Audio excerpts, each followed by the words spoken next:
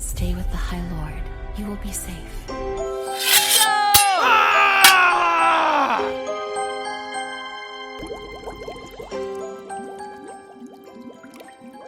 Bonjour et bienvenue dans la saison 2 des Bulles du Chaudron, notre format court et spicy.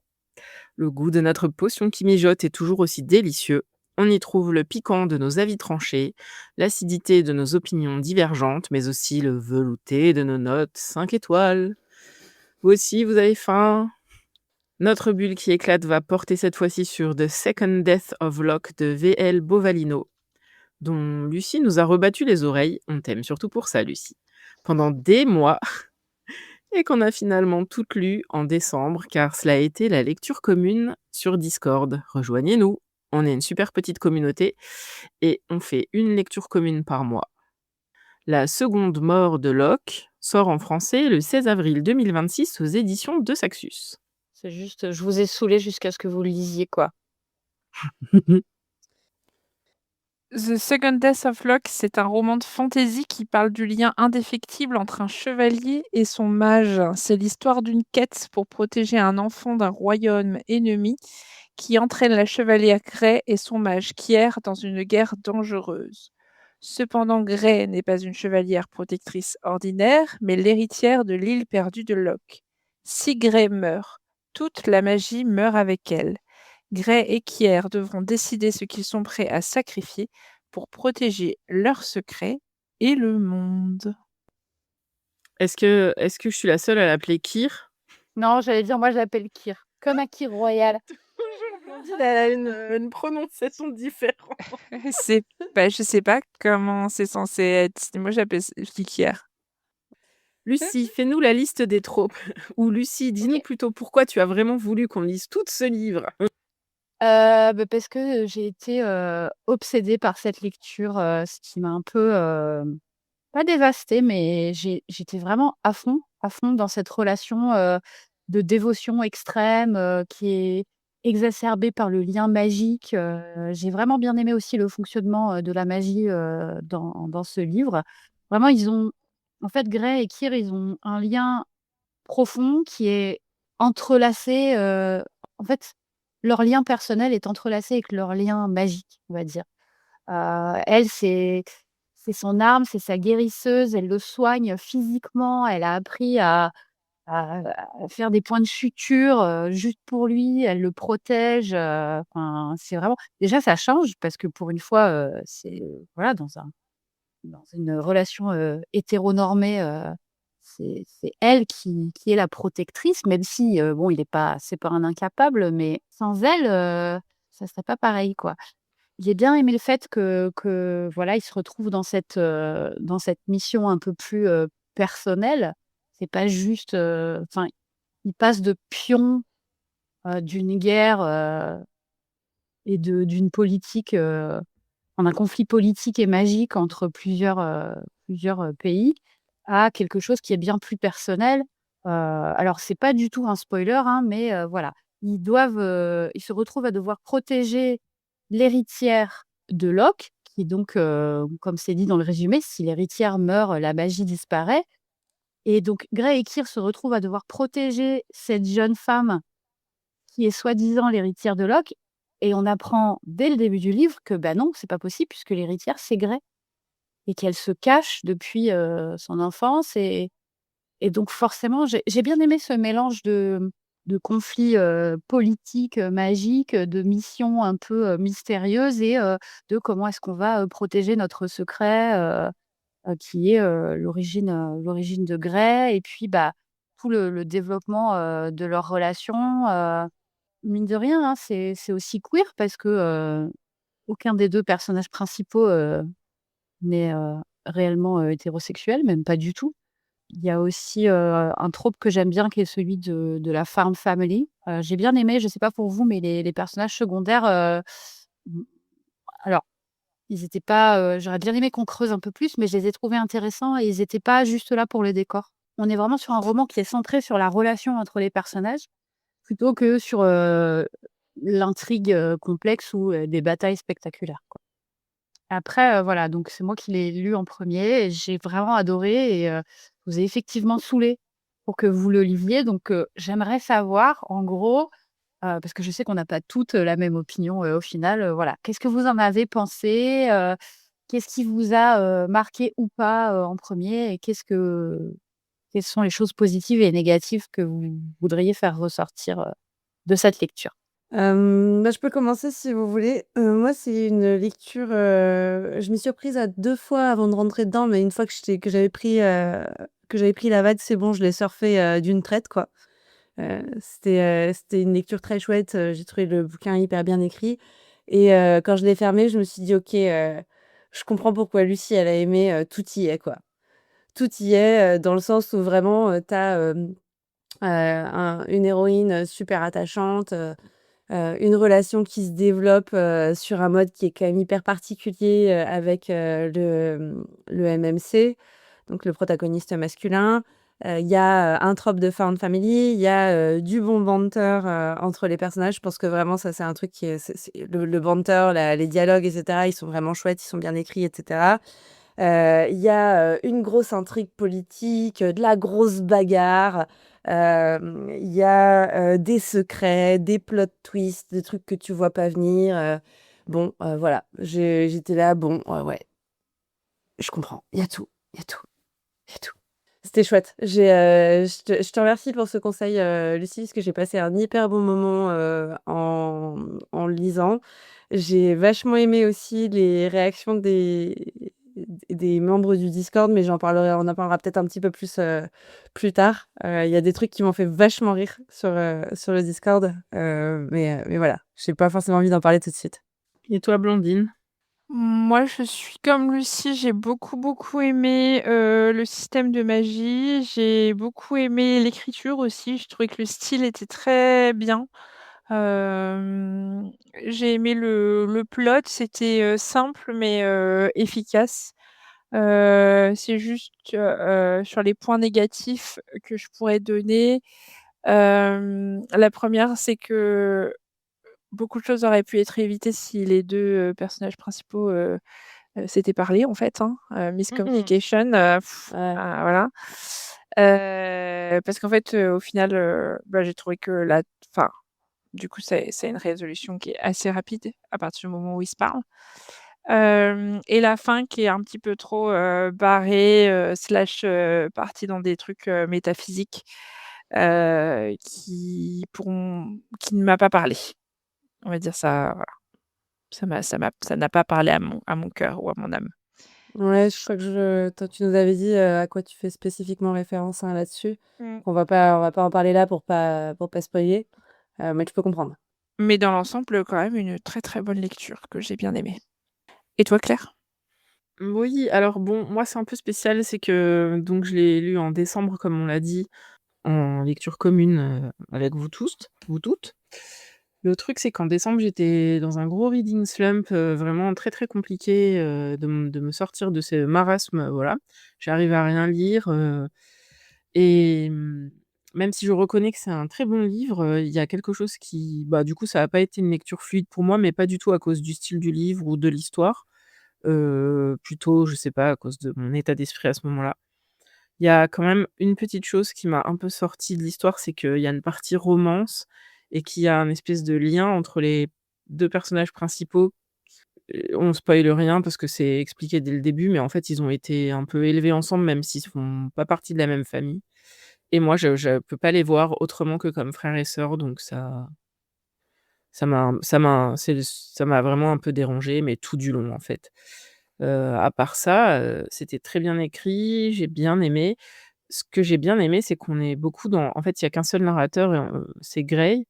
Enfin, c'est pas Grey la narratrice, c'est à la troisième personne, hein, il me semble. Oui, oui, c'est à la Oui. troisième personne, Mais du mais 2e. c'est de son po ouais, c'est de son point of view. Mmh. En fait, du coup, on a plus son point de vue à elle et je trouve que c'était un personnage vraiment chouette parce qu'elle est pas parfaite et c'est très, très bien. Et le trope de found family, j'ai vraiment bien aimé parce qu'en fait, les liens, ils se créent au fur et à mesure avec les personnages secondaires. Au début, c'est pas du tout acquis, ils sont sur la même mission, ils sont pas spécialement fans les uns des autres. Plutôt même, elle est très méfiante et puis ils finissent par s'apprécier et j'ai trouvé ça vraiment, très mignon comme chacun a un peu sa personnalité et ils se soutiennent, enfin c'est vraiment ouais, leur relation elle s'installe de manière assez chouette. Ouais, moi, j'ai un peu si je dois aller chercher du côté des limites que j'ai trouvées, hem, toutes choses égales par ailleurs, hein, je trouve que Kyr est pas tant que ça développé comme personnage. Mmh. C'est pas forcément gênant dans la mesure où tu le vois à travers les yeux de Grey et cetera, donc bon, c'est pourquoi pas. Tout le début aussi, enfin, pour les personnes qui sont clientes de ça, le yearning est puissant. Enfin, il y a un moment où tu es là genre: «Oh waouh!» Ah ouais, ouais, ça pour se languir, elle se languit, hein. En fait, tu es tellement là. Je me souviens que dans le Discord, il y avait des commentaires qui allaient dans le sens de, bon, il faudrait que enfin, ça serait cool que le personnage principal bouge là-dessus, machin, parce que là, c'est vrai qu'elle est un peu bloquée dans cette espèce d'adoration qu'elle a, pour l'autre et à la fois je comprenais et en même temps j'étais un peu là genre: «Je vois pas trop bien où ça peut aller ailleurs que là où ça va?» Mais, mmh, après il y a aussi alors je pense que ça spoile rien, mais pour expliquer un peu le système de magie, elle est je sais pas comment ils vont traduire ça en français, mais c'est un peu un puits de magie, et elle fournit l'accès à la magie aux mages, en fait, donc à Kiernan et sans elle, il a pas vraiment accès à la magie ou très peu, en fait, hein, il me semble que les mages, ils ont très peu accès à la magie C'est ça. sans leur puits, on va dire. Donc en fait, c'est marrant parce qu'elle, en plus d'avoir des sentiments pour lui, ce qu'on comprend très, très vite, elle, je sais pas, elle le met comme sur un piédestal alors qu'en fait enfin je trouve que leur système de magie, il est très étrange parce qu'on considère plus les mages que les puits alors que moi je trouve que ça devrait être l'inverse. Mais justement, je suis assez d'accord et je trouve que ça se reflète, ça se répercute dans leur relation, en tout cas, beaucoup au début. Elle est vraiment, elle est dans la dévotion Mmh. et elle est vraiment alors pour d'autres raisons que juste leur lien de puits et de mage, j'ai eu peur qu'à un moment elle disparaisse en fait, dans cette relation-là, que le personnage devienne, pas inexistant mais trop plat et c'est pour ça que j'étais contente qu'il y ait des personnages secondaires intéressants, et qu'il y ait, des références à d'autres relations, parce que Mage sans ça, plus. Mmh. elle se serait perdue dans sa relation avec Kyr, que ça soit, leur relation, plus personnelle ou leur relation, on va dire, de collègues de travail. Ouais, on se pose la question, qu'est-ce qui est un choix et qu'est-ce qui est du conditionnement, en fait? Mmh.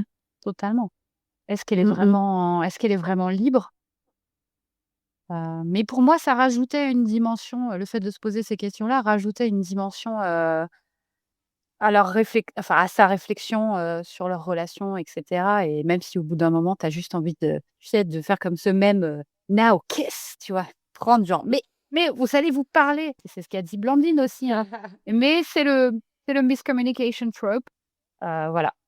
C'est sûr que s'ils s'étaient parlé, ça serait une nouvelle de 5 pages. Alors Ouais. peut-être pas de 5 pages, mais disons que du coup, il y aurait eu moins de parties, romance et voilà, c'est tout. Après l'histoire, reste, super et ça change pas grand-chose, tu tout cet enjeu-là, le livre reste elle-même, en fait. Mmh, Non, mais c'est vrai, c'est vrai.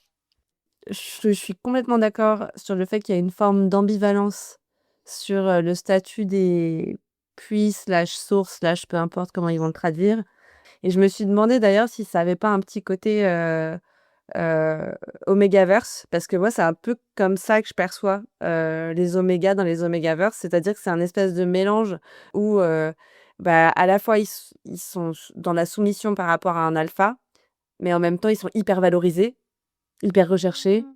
Oui, là où dans l'Omégaverse, l'utilité des Omégas, à la base, c'est juste de se reproduire, là, par contre, ils servent, un peu à autre chose. Enfin, ils sont utiles en temps de guerre et cetera, peut-être, oui. Ils ont une Et valeur, en tout cas, qui est liée à leur statut. ouais, puis ils disent dès le départ que la magie, elle s'éteint un peu et est-ce que c'est pas à cause de ça ou est-ce que justement ils veulent pas que la magie s'éteigne et c'est pour ça qu'ils ont Mmh. inversé les valeurs? Je ne sais pas, bref. Oui, on a l'impression qu'il manque une brique de world building autour de ce truc-là, Mmh. mais après c'est peut-être lié au fait aussi que, tu disais a priori qu'il y aurait une suite, Lucie? Je pense qu'ils sont interconnectés, ça va être dans le même univers. On n'a pas trop de détails encore, donc je sais pas du tout si c'est sur un des personnages secondaires, par exemple, qui me plairait assez parce que je pense que ça serait chouette de Mmh. creuser un peu, certaines choses, avec les autres personnages. Mmh. Ouais, Ah! il y a plein de trucs intéressants, Mmh. Ouais. franchement. Bah, en fait, je pense quand même qu'on pourrait avoir un truc plus abouti, parce pour moi, il reste des points d'interrogation dans le world building et que, un tome 2 peut te les donner, même si c'est pas forcément une suite, tu vois? C'est juste que Je ça va pense que donner Oui, c'est vraiment un one shot qui devrait être en plusieurs tomes, en fait, parce tu sens que c'est un monde assez complexe qui pourrait être davantage développé ou des personnages ou d'autres époques, je sais pas. Mais ouais, il y aurait d'autres choses à dire, en tout cas. Ou c'est parce qu'on a tellement bien aimé qu'on veut pas quitter ce monde, enfin, il y a ça aussi, ouais. mmh Sauf erreur de ma part, c'est le premier livre, adulte de l'autrice. D'habitude, Mmh. elle écrit que du young adult, elle en écrit Ouais. encore, donc peut-être qu'il y a aussi une progression en tant qu'autrice qui enfin voilà, pour un premier livre, oui. adulte, c'est quand même, Non, non, mais je c'est quand même une pinaille, tu vois? réussite, quoi. Je pinaille et un autre truc qui m'a grave choquée à un moment, et ça, j'ai du mal à l'excuser sur de la fantaisie.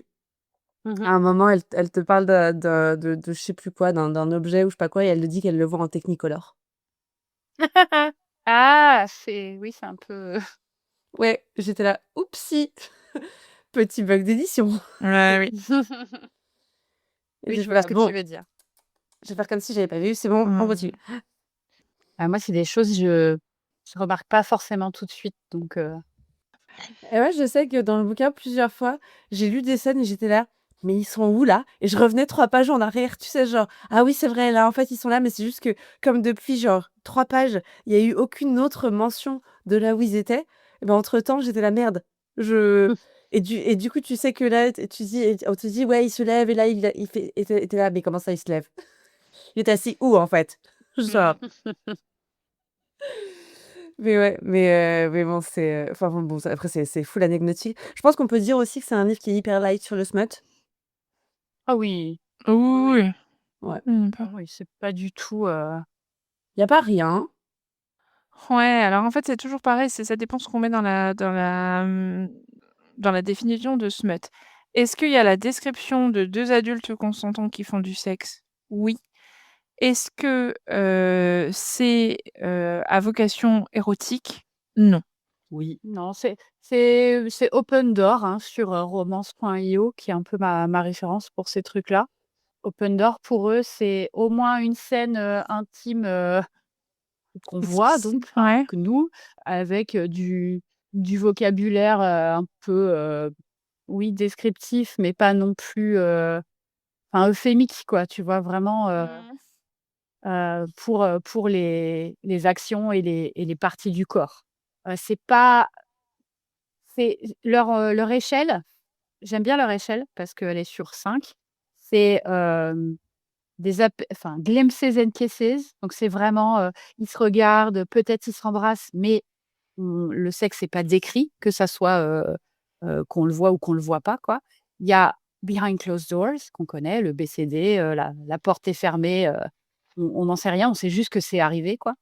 Open door, c'est vraiment une scène intime qui est décrite et après tu as ce qui est explicite, c'est-à-dire tu en as au moins 2 avec du vocabulaire bien plus explicite, avec une variété, dans les positions et cetera et leur dernier, c'est explicit and plentiful, donc c'est tu plusieurs scènes explicites, c'est des positions aventureuses, il y en a plusieurs fois dans le bouquin et cetera et j'aime bien leur échelle, en fait. Je trouve qu'elle fonctionne bien. Elle est pas complètement absurde, elle est bien décrite et surtout, c'est les n'importe qui peut aller sur le site et dire: «Bah, voilà, pour moi, c'était ça» et ça donne une espèce de Mmh. moyenne, en fait, de spice rating. Mmh mh. et du coup, souvent, je vais regarder là. Ouais, ouais, moi, ce que j'aime bien avec cette échelle, c'est qu'elle est nuancée dans le peu de smut. Tu vois, le fait Mm. que ça ait même pas lieu, qu'il soit une catégorie à part entière, le fait que ça ait lieu, mais que tu aies 0 info dessus. C'est ça. Tu Euh, sais que ça a eu lieu, mais c'est ouais. fondu au noir, quoi. Et c'est quand même pas la même chose quand tu mets un livre dans les mains d'un enfant, par exemple, tu vois, de passer de l'étape 1 à l'étape 2, par exemple. Ouais, mais je trouve que ça manque un tout petit peu de nuance dans le sens où, par exemple, on a vu des bouquins de Ali Hazelwood où il y avait absolument qu'une seule scène explicite et pour autant, elle est très érotique. Et je pense que là, dans The Second Death of Locke, on n'est pas du tout dans ce truc-là. Où pour moi, c'est explicite, c'est pas behind closed door, mais ça a pas de vocation autre que de la description, en fait. En tout cas, j'ai trouvé. Ben, c'est plus émotionnel que. Oui, C'est pas du smut, en fait, pour moi. Je sais pas, ça va dans le sens ça. de l'intrigue, etc. Mm. Oui, oui, puis en plus, c'est cohérent avec tout le système magique et tout, donc c'est même intéressant, je pense, et c'est pour ça que cette scène, elle a vraiment sa place dans le livre. Je suis d'accord, et je pense que là où je crois que je vois ton point, Blandine, c'est que c'est pas du smut dans le sens où c'est pas gratuit du tout. Après, je trouve quand même que il y aurait eu d'autres manières de faire passer cette espèce de connexion, etc., machin. Et donc, en fait, il y a aussi un moment où tu as une autrice qui a envie d'avoir une scène qui qualifie comme Spice aussi. Donc, moi, j'ai un peu tendance quand même à le mettre dans cette catégorie-là. Dans les notes que j'ai prises après avoir lu le bouquin, parce que comme je savais qu'on allait faire une bulle dessus, vu que vraiment on avait parlé et tout, machin, sachez que j'ai écrit en rose dans mon carnet souligné, ceci est une allégorie de la codépendance. Mhm. Ah, mais de ouf. De ouf. Mm. Exactement ça. Mm. Qu'est-ce Ah oui. qui, tout à l'heure, tu disais qu'il y avait des choses, des réactions dans le Discord à la LC qui t'avaient plu, Oriane, et du coup, tu m'as intriguée. Je voudrais savoir ce qu'il en est. Qu'est-ce que quoi?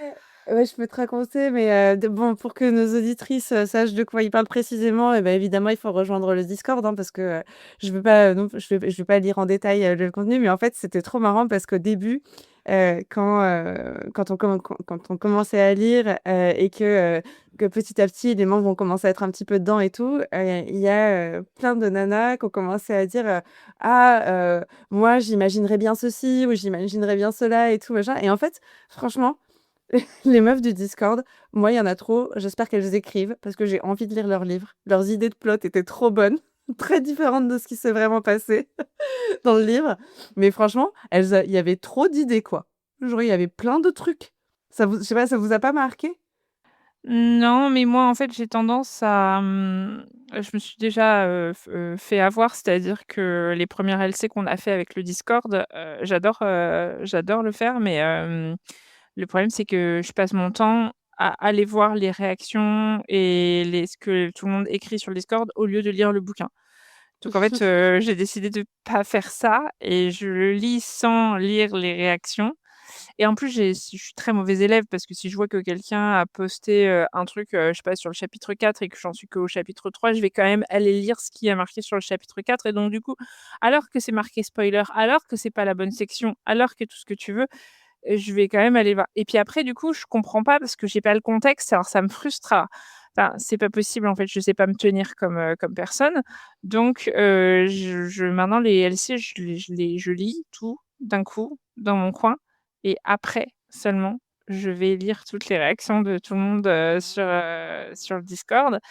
Et après seulement, moi, je réagis. Mais c'est à double tranchant parce que d'un côté, je me spoil pas et j'arrive à avancer dans ma lecture au lieu d'être pendue à mon téléphone à lire les réactions de tout le monde. Et de l'autre côté, bah, du coup, une fois que je l'ai lu, que j'ai lu les réactions qui avaient été mises au fur et à mesure et que j'ai posté mon avis, je vais pas forcément y retourner, je sais pas, par exemple, toi, tu l'as fini bien après moi. Bah, je sais pas si quand je vois tes commentaires à toi, j'ai du mal à raccrocher les wagons. Ça fait un moment que je suis passée à autre chose et donc du coup, j'y suis plus tout à fait, quoi. Ouais, je comprends. Alors que ouais, je l'ai vraiment, la lecture commune, je l'ai vraiment suivie comme je suis un buddy read avec vous. Donc tu vois, putain, on me dit que je suis l'agent du chaos, mais alors sur ce truc-là, vraiment, je suis très disciplinée, hein, voilà, je lis vraiment que les chapitres que j'ai déjà lus, je réagis au fur et à mesure et tout, machin. Je crois qu'il y a une fois où j'ai lu un truc d'un chapitre après et après je me suis dit: «Oh non, j'aurais pas dû, j'ai rien compris». Oui, mais c'est ça, c'est que moi je me dis: «Ah, j'aurais pas dû, j'ai rien compris», mais est-ce que la fois d'après ça m'empêche de le faire? Non, absolument pas, j'ai aucune Ça a discipline, hein. vachement bien marché. Moi, ça a vachement bien marché. Après, je l'ai pas refait et du coup, bon après c'est vrai que comme je l'ai lu après tout le monde, le «feu de la conversation» entre guillemets était déjà passé, donc voilà. Mais j'étais quand même hyper contente d'avoir les réactions, tu vois, à chaud et tout, quoi. Enfin, c'était vraiment drôle de lire les à la fois quand j'ai lu les réactions des lectrices, j'étais là: «Oh là là, il y a grave d'idées, mais je voyais pas du tout le livre aller dans cette direction». Tu vois? J'étais là genre: «Ah!» Mais c'était cool. C'était vraiment une bonne lecture commune, quoi. Qu'est-ce que vous voudriez voir dans cette, suite qui n'est pas une suite? Déjà, est-ce que vous auriez envie de la lire? Qu'est-ce que vous auriez envie d'y voir? Ah, c'est une bonne question. Moi, j'aimerais bien que ce soit centré sur, d'autres personnages, qui ont vécu dans le passé de Grey, pour ne rien spoiler et oui, je les lirai. Ouais, ouais, ouais, bien sûr, j'ai vraiment, vraiment bien aimé l'écriture et j'espère que je serai dans un meilleur état d'esprit à ce moment-là, pour encore plus apprécier ma lecture. Je sais pas si je voudrais revoir un truc, autour de Locke, sur ce Sittings, mais par contre, sur le système de magie, le duo, chevalier et puits, ouais, j'aimerais bien et j'aimerais bien aussi qu'on explore, encore plus, le côté queer, qu'elle nous a mis à disposition, l'autrice. Peut-être, ma folie, était de Rivalry qui parle, mais une petite fantaisie, MM, ça serait pas ça serait pas déconnant dans ce genre de settings, mage, puis et voilà, je pense que ça pourrait être, sympa. Je sais pas du tout ce que j'ai envie de lire, pour la suite. Je trouve que ce qui est pas évident, c'est que, elle nous a servi quand même un plot avec, des enjeux qui étaient là vraiment très forts et j'ai du mal à voir comment on peut, avoir, de nouveau un bel enjeu là, une fois qu'on a atteint la résolution de ce livre-là. Donc je pense que pour moi, pour que ça marche, il faudrait être sur une autre timeline, dans le même univers ou quelque chose comme ça. Donc c'est pour ça que je trouve l'idée de Claire d'être sur des membres de la famille ou à un autre endroit et cetera, je pense que ça aurait du sens, ouais. Je pense que j'aurais du mal à lire quelque chose où il y a moins d'enjeux parce que là, vraiment, en termes enfin, c'était vraiment très intense, quoi. Je sais pas si le titre est une indication, de la suite. Donc en plus, il va y en avoir un troisième apparemment. Le deuxième va s'appeler, The Thief and the Traitor Bride. Le voleur et la mariée, traîtresse, j'imagine et ça peut faire référence à quelque chose, qui a été mentionné dans le premier Mmh. ou pas, hein, tout est possible, mais on devrait avoir des infos, prochainement parce que c'est quand même prévu pour une sortie fin septembre, Lucie, tu pas répondu à ta propre question. Toi, tu voudrais lire quoi? Moi j'aime bien l'idée d'un préquel, effectivement.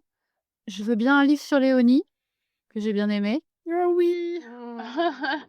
Voilà, non, mais et même en fait, j'ai vraiment aimé les personnages secondaires là, toute cette petite troupe. Je les ai trouvés assez intéressants, j'ai envie de creuser, mais effectivement, ça va être difficile d'obtenir, une intensité, égale à ce premier tome. Mais bon, je le lirai avec plaisir. J'ai bien aimé, la façon dont écrivait cette autrice. J'ai hâte d'en lire un peu plus, de sa plume. En tout cas, on reste quand même dans un setting médiéval, et on sent que Lucie est dans sa Lady Knight era. Bah, c'est celui-là qui a lancé, tout ça effectivement, hein. J'ai lu des choses après, en fonction, justement de cette ambiance, médiévale. Il y a eu, Le Chevalier et la Phalène, ouais, non, j'adore. C'est vraiment, ça a été un peu ma thématique de 2025 donc Je très, très chouette, très agréable. Et voilà, l'heure est venue de vous dire à dans 15 jours. Car oui, nous revenons pour un nouvel épisode. N'hésitez pas à nous suivre sur Instagram, c'est le compte Le Fond du Chaudron, tout attaché. Bien évidemment, vous pouvez nous réécouter sur toutes les plateformes de podcast, Spotify, Deezer, Apple Podcast et même sur YouTube. D'ailleurs, si cet épisode vous a plu, n'hésitez pas à nous laisser une évaluation sous forme d'étoiles, cela nous aide beaucoup. Et si vous connaissez quelqu'un qui cherche sa prochaine lecture fantasy, n'hésitez pas à lui conseiller cet épisode. Prenez soin de vous, n'oubliez pas de lire ou pas les livres qui se trouvent déjà dans votre pile à lire, et à bientôt!